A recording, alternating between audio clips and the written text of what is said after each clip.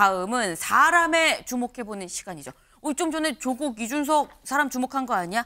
말고 좀 더 깊숙이 주목해보겠습니다. 볼까요? 첫 번째 인물, 추미애 의원입니다. 추미애 의원, 기사 같이 보시죠.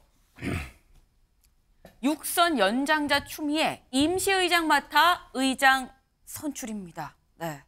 추미애 의원, 어제 22대 국회 첫 번째 본회의였었죠. 첫 번째 본회의다 보니까 국회의장이 아직 뽑히지 않았습니다. 그래서 국회의장을 뽑기 위해서 연 이 본회의였었는데 그러다 보니까 그럼 누가 의장을 하냐? 관례적으로 이건 이 국회법에 나와 있어요.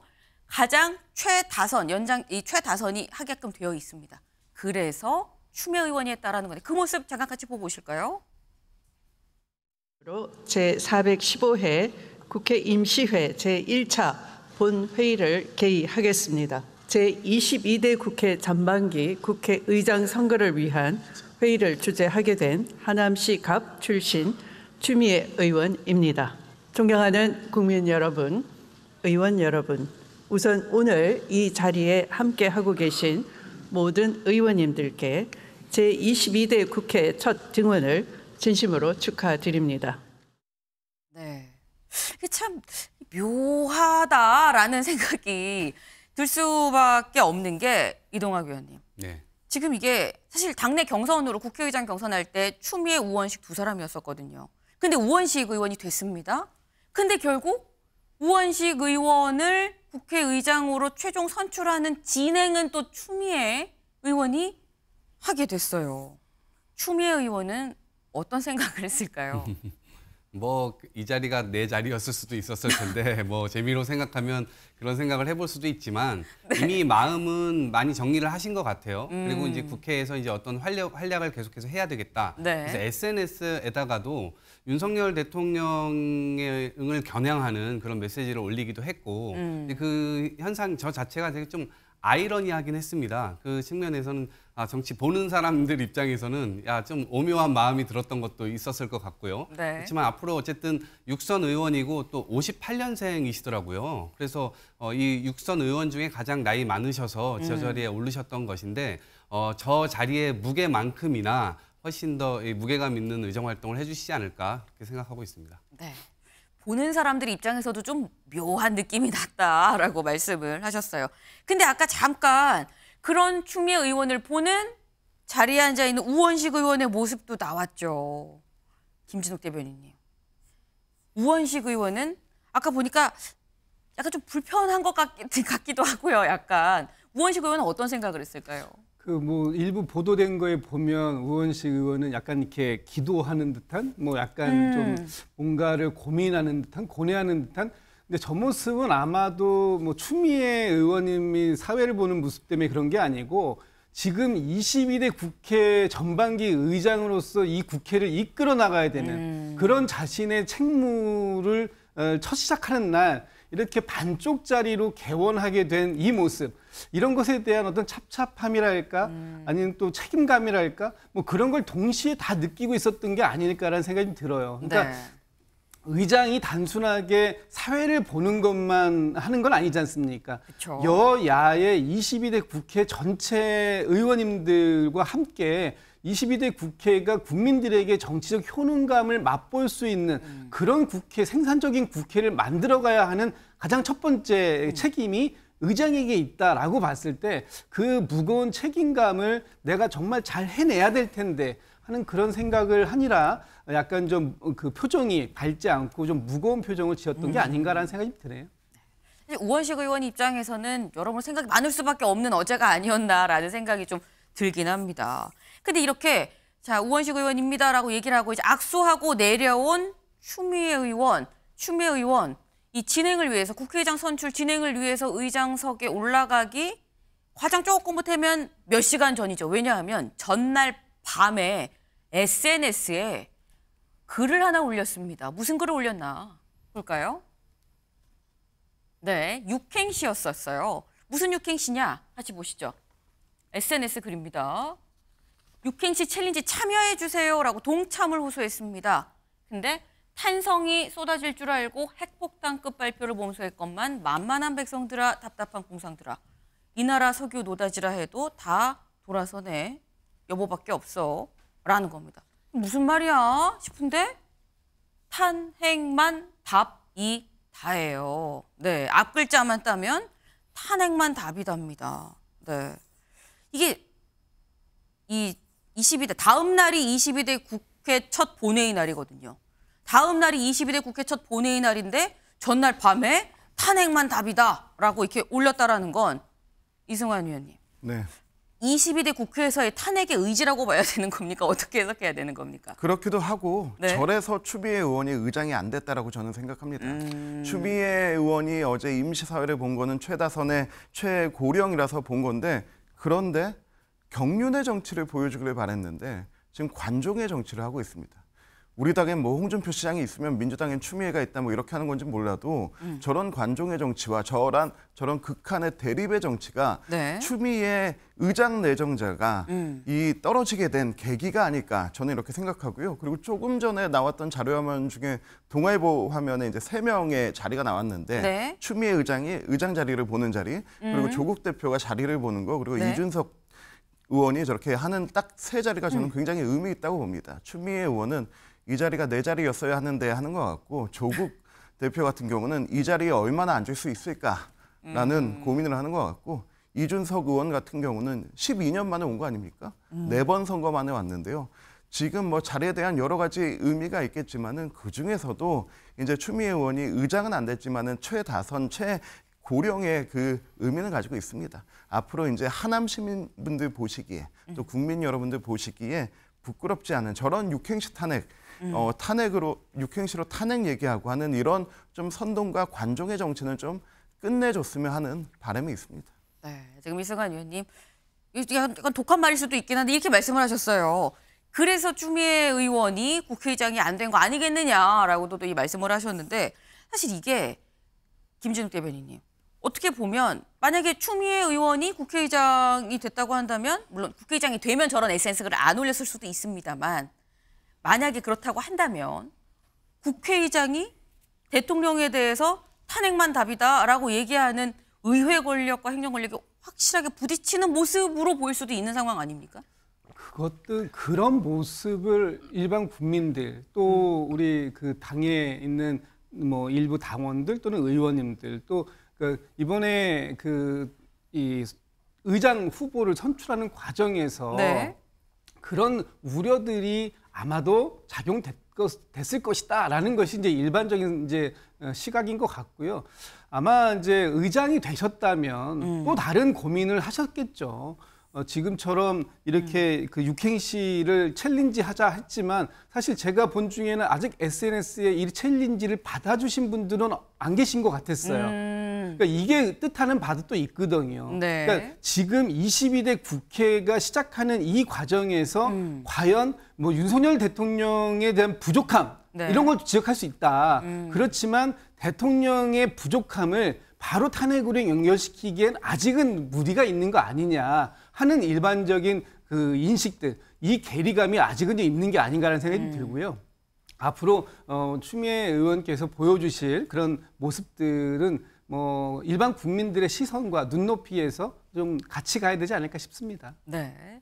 추미애 의원이 챌린지를 올렸다고 해도 이 챌린지를 받는 사람이 아직까지 없다는 것도 또 하나의 메시지라고 볼 수도 있는 거 아니냐라고 말씀을 하셨어요. 네. 앞으로 추미애 의원이 22대 국회 의정 생활을 주목을 할 것 같다라는 생각이 드네요. 두 번째 인물 가볼까요? 두 번째 인물. 네. 이 사람 누군데? 누군지 모르실 수 있습니다. 네. 저도 처음 봤거든요. 누군지. 기사로 같이 볼까요? 네. 아브레우입니다. 아브레우. 동해 유전 의문 제기 많은 거 압니다. 분명한 답 내놓겠습니다. 이 사람 맞습니다. 액트지오의 고문입니다. 네. 어제 저희가 방송 중에 말씀을 드렸었죠. 오늘 오전 11시에 인천공항으로 입국합니다라고 말씀을 드렸어요. 그리고 어제 인천공항에 들어와서의 모습인데 제가 영상으로 준비했습니다. 보고 오실까요? Hello, good morning. The answer is yes, but I cannot expand on that, right? Because I'm under confidentiality agreement with KNOC. The basin, consider the basin is already a mature basin, but the deep sea have never been studied in depth, and there was also more new data and all that. 네. 굿모닝 하고 등장을 했습니다. 사이트가 거의 막 다운될 만큼 굉장히 많은 사람들이 방문하고 막 관심이 많았다 그러는데 별로 부담을 안 갖나 보다라는 생각도 들고요. 굉장히 여유로운 모습으로 등장을 했는데 근데 얘기를 잘 들어보면 이게 뭐 비밀 서약도 있고 해서 지금 얘기를 못 해요라고 지금 얘기를 합니다. 일단 뭐 내일 오전 9시 30분에 직접 이 산업부랑 기자회견을 할 예정이라고는 해요. 근데 이걸 굉장히 기대했었거든요. 인천공항에서 무슨 얘기하나 기대했는데 별다르게 나온 얘기는 없다. 내일 얘기를 할 것 같아요라는 취지로 지금 얘기를 하기도 했는데 이거 이동학 위원님. 네. 내일 기자회견에서 궁금증이 다 해소가 될 수 있을 거라고 보십니까? 어떻게 보세요? 저는 해소되기 어렵다고 봅니다. 왜냐하면 지금 1단계, 2단계, 3단계가 있다고 하는데 지금 네. 1단계 수준이라고 하는 거잖아요. 저 부분에 대해서 대통령이 너무 세게 드리블을 한 것 아닌가? 드리블하고 있는 그 방향이 골대가 맞으면 좋겠지만 골대가 아니라 또 관중석으로 가거나 우리 편 골대로 또 오게 되면 이게 자살골이 될 가능성이 굉장히 크거든요. 근데 대통령께서 왜 장관이나 차관 정도가 그냥 브리핑하면 됐을 정도의 내용을 산자부도 기자회견 한다는 걸 몰랐다는 거 아닙니까? 그러니까 갑자기 대통령실에서 이걸 드리블을 했다고 얘기를 하는데 석연치가 않아요. 그리고 갑자기 저 전문가가 이제 와가지고 뭘 얘기를 한다고 하는데 네. 비밀 유지 협약 때문에 자세히 말할 수는 없다. 근데 기자회견 때 내일은 과연 그럼 어떤 얘기를 할 수 있을까? 거기에 대해서도 좀 의문이 있고요. 오히려 저는 이명박 정부 때 자원 외교를 한다고 하고서 굉장히 많은 혈세를 갖다 쏟아 부었는데 나중에 알고 보니까 그런 남미의 어떤 회사들이 막 페이퍼 컴퍼니였고 그 돈이 어디로 사라졌는지도 모를 정도로 나중에 유야무야 돼버렸거든요.